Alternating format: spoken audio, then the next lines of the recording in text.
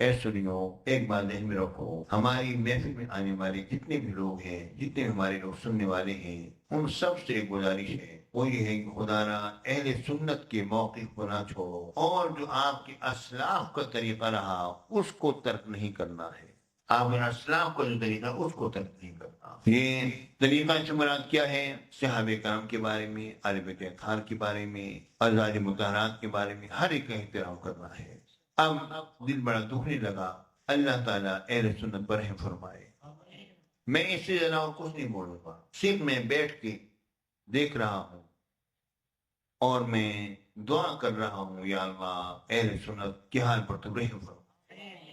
اور میں کیا بولوں، ہر طرف بات بات کی بولیاں بولی جا رہی ہیں، ہر شخص اپنے اپنے طور پر اظہار کر رہا ہے۔ اے سنیو، سب سے بہترین بات یہ ہے کہ تم خاموشی اختیار کرو، اور تمہارے سامنے الحمدللہ غزالی جماعت کچھ ہی عرصہ پہلے تمہارے سامنے تھے، ان کی تقاریر، ان کے مواعظ، اعلی حضرت کی تحریریں آپ کے سامنے ہیں، حضرت اعلیٰ غروی کی تحریریں آپ کے سامنے ہیں۔ بس اہل سنت کے طریقوں کو مت چھوڑنا، اہل سنت کے طریقوں کو مت چھوڑنا، یہ بات ذہن میں رکھنا۔ اور اللہ تعالیٰ ہم سب پر رحمت فرمائے، اور یہ کہ کسی قسم کے فساد میں مت پڑنا، اہل سنت کے ہر عالم کا احترام کرنا اور خیال کرنا، اور تمہاری طرف سے کسی کے لیے کوئی ایسی بات نہیں ہونی چاہیے۔ اللہ تعالیٰ تم لوگوں کو رحمت فرمائے، اور انشاءاللہ اہل سنت پر امید ہے اچھا وقت آ جائے گا۔ واقعی میں یہ بڑے ہم عجیب و غریب دور سے گزرنے لگے، ایک دوسرے پر کیچڑ اچھالنا ٹھیک نہیں ہوتا۔ پیارے ساتھیو، یہ کام تم نے نہیں کرنا ہے، نہیں کرو گے نا، تم نے نہیں کرنا ہے، کسی ایسی چیز میں حصہ نہیں لینا ہے، اپنے آپ کو بچا کے رکھو، اپنے دامن کو داغدار ہونے سے بچاؤ، خاردار جھاڑیوں سے گزرو تو اپنے دامنوں کو سمیٹ سمیٹ کے گزر جاؤ۔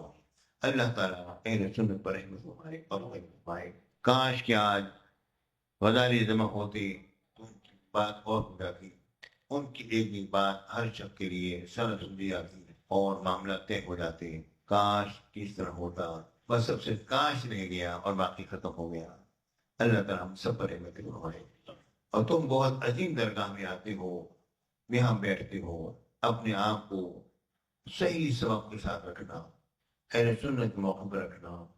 افضل ذکر بعد الانبیاء سید صدیق اکبر ہیں، ثم عمر، ثم عثمان، ثم علی، کوئی شبہ نہیں۔ محبتیں ہر ایک کی اپنے اپنے حساب سے ہوتی ہیں، لیکن جو اصول و ضوابط کے مطابق جو چیز کرتی ہیں ان کو دیکھنا پڑتا ہے، اس کے مطابق رہنا۔ اللہ تعالیٰ تم پر کرم فرمائے، آمین۔ وآخر دعوانا الحمدللہ رب العالمین۔